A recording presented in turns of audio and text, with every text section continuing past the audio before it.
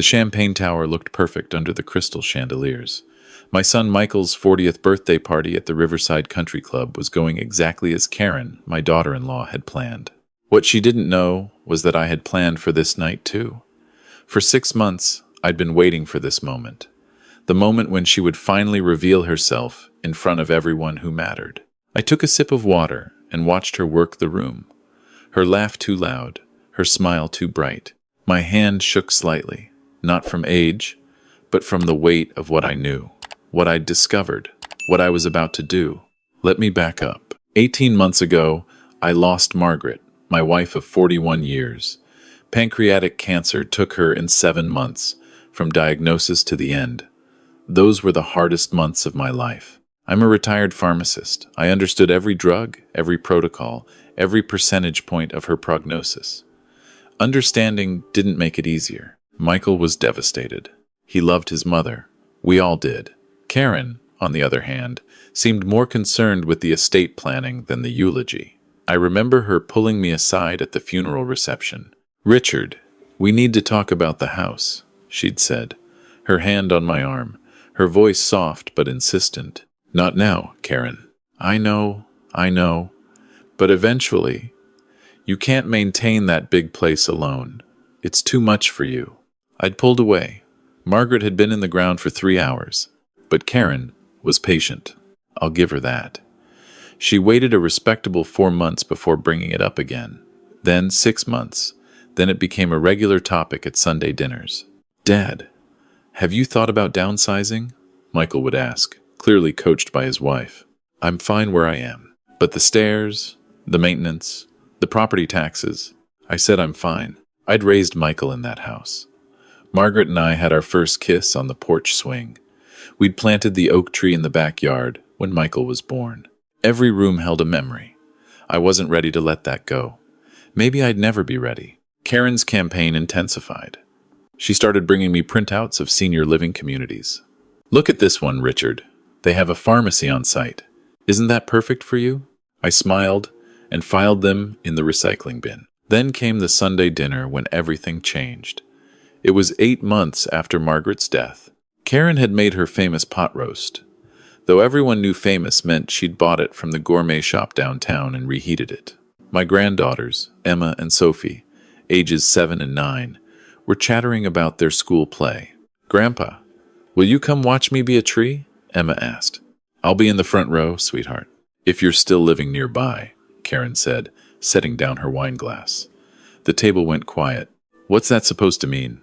I asked. "Just that you've been thinking about moving to one of those communities we looked at. Right, Michael?" Michael shifted uncomfortably. "We've discussed it. We've discussed that you and Karen have discussed it," I corrected. "I haven't agreed to anything." Karen's smile tightened. "Richard, be reasonable. That house is too much for one person. You're 77. 67. Right, 67. The point is, you're not getting any younger. What if you fall? What if something happens? We worry about you." I looked at my son. He wouldn't meet my eyes. "I appreciate your concern," I said carefully. "But I'm managing fine." That's when Karen made her first mistake. She leaned forward, her voice dropping to what she probably thought was a caring tone. "Richard, I've been going over the numbers. The property taxes alone on that house could pay for a year at Sunnybrook Estates. And the equity you're sitting on, almost $900,000, that's just sitting there." There it was, the real reason. "Sitting there," I repeated slowly. "Yes, you could sell, move somewhere more manageable, and have money to enjoy your retirement. Take that cruise you and Margaret always talked about. Help us with," she caught herself, "help Michael with the girls' college funds." Margaret and I saved for their college funds. "It's already set up." "Well, sure, but costs keep rising, and Michael's business could really use." "Karen." Michael's voice held a warning. She ignored him. "What I'm saying is, why let all that money just sit in a house? You could actually use it. We could all benefit." The mask had slipped, just for a moment, but I'd seen it. This wasn't about my safety or my well-being. It was about the equity in my house. My house. The one Margaret and I had paid off in 15 years by working extra shifts and skipping vacations. I excused myself early that night. Claimed I was tired. I was tired. Tired of being managed. Tired of being treated like I was senile. Tired of Karen's transparent manipulation. But mostly, I was suspicious. I'm a pharmacist. I've spent 40 years counting pills, checking dosages, and noticing when things don't add up. And something about Karen's interest in my finances didn't add up. The next morning, I called Robert Chen, my financial advisor for the past 20 years. Robert, I need you to do me a favor. I want a complete audit of all my accounts. Everything. Is there a problem, Richard? I don't know. That's what I'm trying to find out. 3 days later, Robert called me back.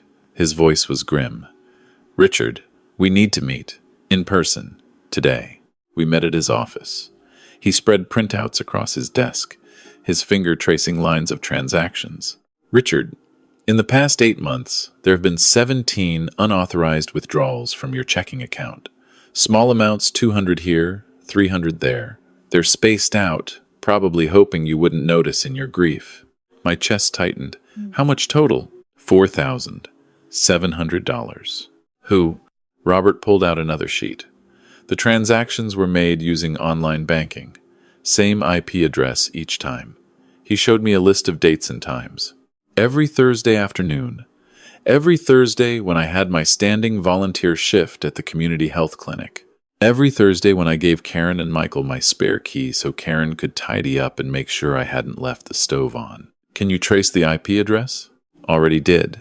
It comes back to a Starbucks 3 blocks from your son's office. But Richard... He hesitated. There's more. He showed me the credit card statements.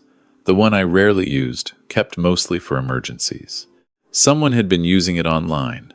Small purchases at first clothes, cosmetics, home goods. Then bigger ones. A laptop. Designer handbags. A weekend at a spa resort. 6 months of charges, Robert said. Total of $12,800. I felt sick. Karen has the credit card number. I gave it to her last year when Margaret was sick, in case she needed to pick up prescriptions for us. Robert nodded grimly. Richard, I have to ask, do you want to press charges? I stared at the papers. My daughter-in-law had been stealing from me. Systematically. Deliberately.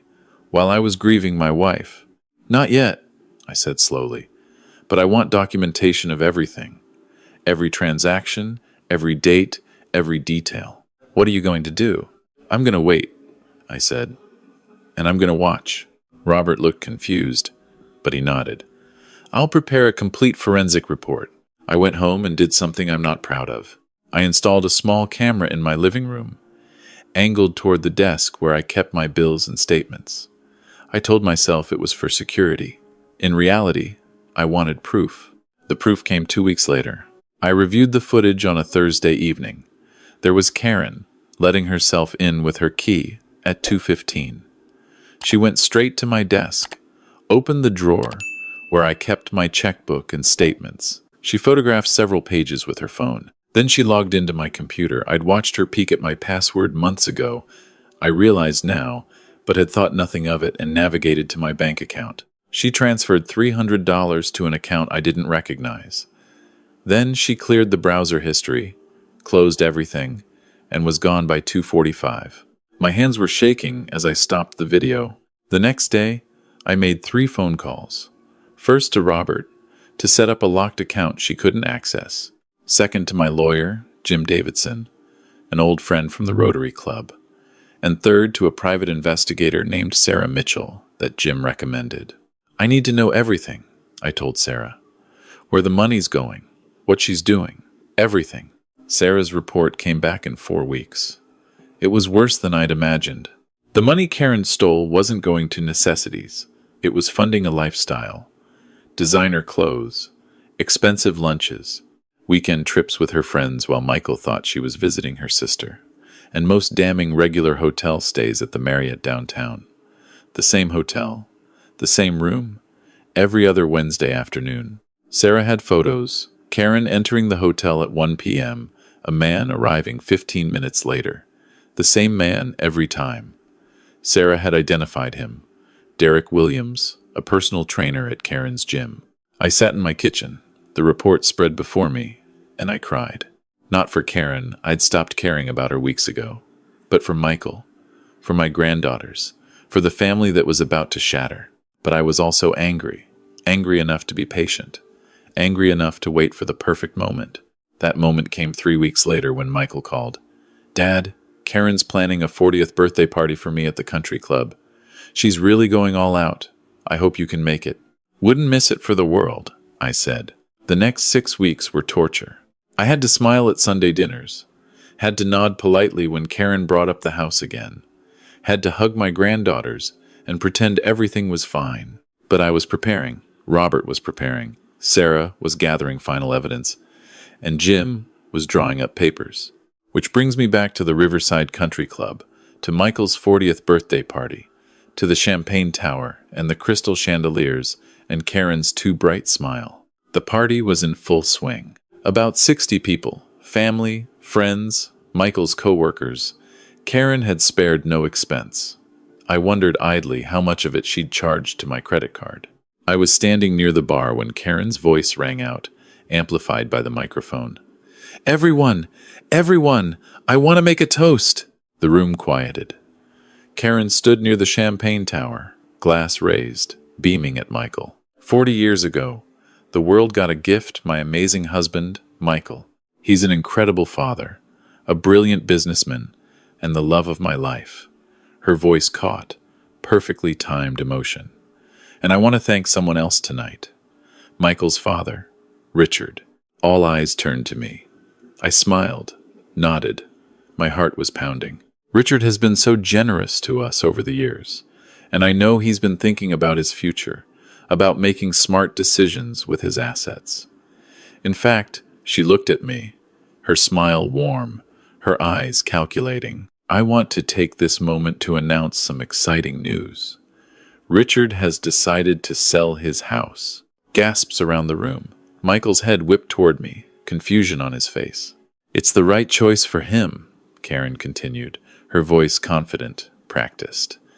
"That big old house is too much for one person. And the money, well, Richard has generously agreed to invest in Michael's business expansion. It's going to change everything for our family." She raised her glass higher. "To Richard, for putting family first.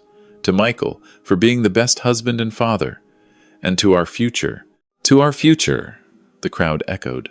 I stayed silent. Karen's smile faltered slightly when she saw my expression. "Dad, don't you want to say a few words?" The room was watching me, waiting. I set down my water glass and walked toward her slowly. 67 isn't old, but I let my steps be measured, deliberate. When I reached her, I took the microphone from her hand, gently, politely. "Thank you, Karen. That was quite an announcement." She beamed, thinking she'd won. "There's just one problem," I continued, my voice calm, conversational. "I never agreed to sell my house. I never agreed to invest in Michael's business. In fact, I never discussed any of this with you at all." Karen's smile froze. "Dad, don't be modest. We've talked about this for months." "You've talked about it, Karen. I've said no." Repeatedly. The room was dead silent now. Michael stepped forward. "Dad, what's going on?" I looked at my son.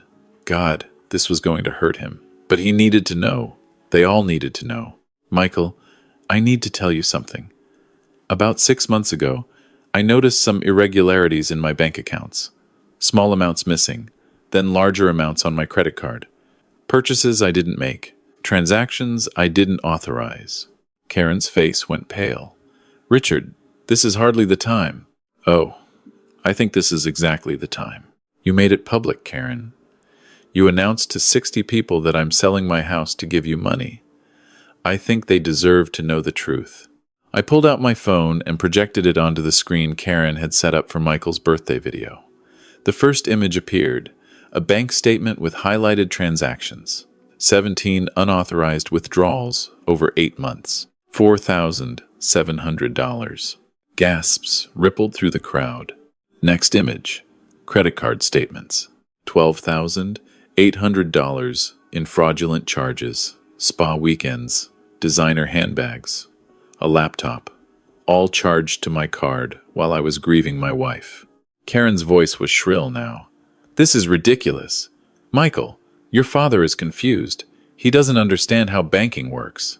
I'm a pharmacist, Karen. I've managed complex inventory systems for 40 years. I understand banking just fine. I clicked to the next image. Security footage of Karen at my desk, photographing my statements. This is from a camera in my home. That's you, Karen. 2:15 p.m. on a Thursday afternoon.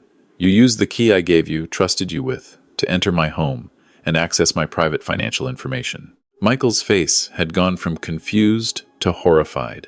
Karen, but I wasn't done. I clicked to the photos Sarah had taken. The Marriott Hotel, Karen entering, a man following.